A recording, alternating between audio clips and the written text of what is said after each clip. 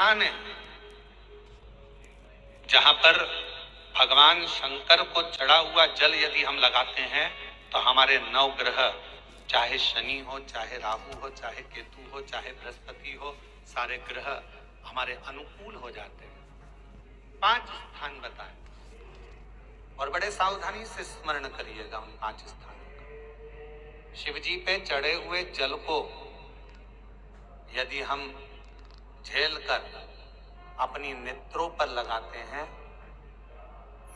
मस्तिष्क पर लगाते हैं, कर्णों पर लगाते हैं, कंठ पर लगाते हैं और अपने हृदय पर लगाते हैं तो व्यक्ति की जिंदगी में कैसा भी ग्रह का दोष हो वो धीरे धीरे समाप्त होते चले।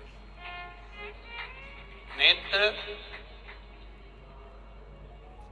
कर्ण, मस्तिष्क, कंठ और हृदय,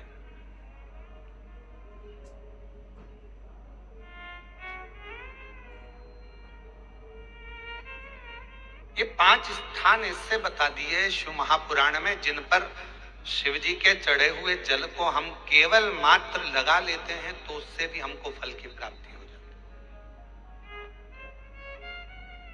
और शंभु शरणे पड़ी मांगू घड़ी रे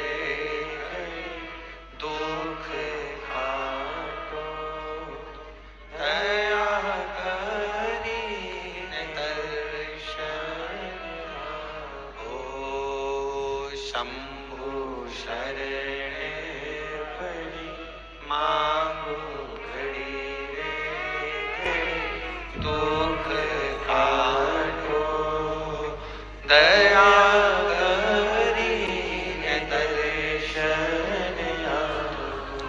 5 स्थान शिव जी को चढ़े हुए जल को लगाने का। पहला स्थान बोलिए, जम के बोलो जरा, नेत्र। दूसरा स्थान कर्ण, तीसरा स्थान मस्तिष्क, चौथा स्थान कंठ और 5वां स्थान अपना हृदय।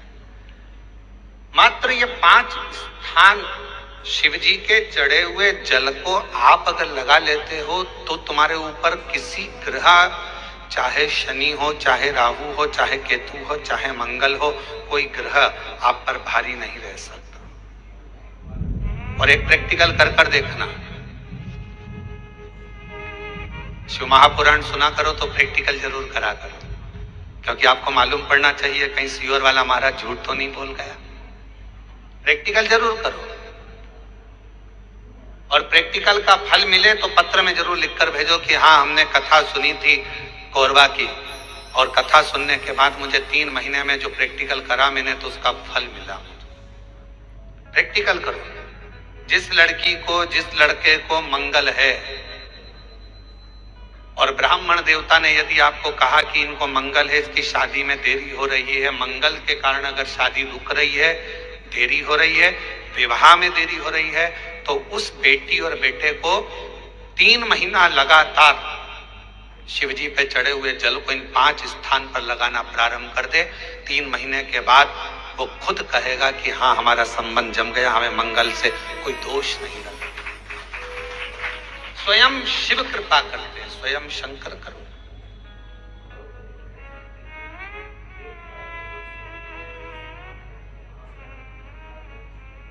ये 5 स्थान मेरे देव अधिदेव महादेव की अविरल भक्ति के लिए, निर्मल शुद्धि के लिए। नेत्रों पर जल लगाने से मतलब है कि जब भी मैं दर्शन करूं तो मेरे देव अधिदेव महादेव का करूं। शिव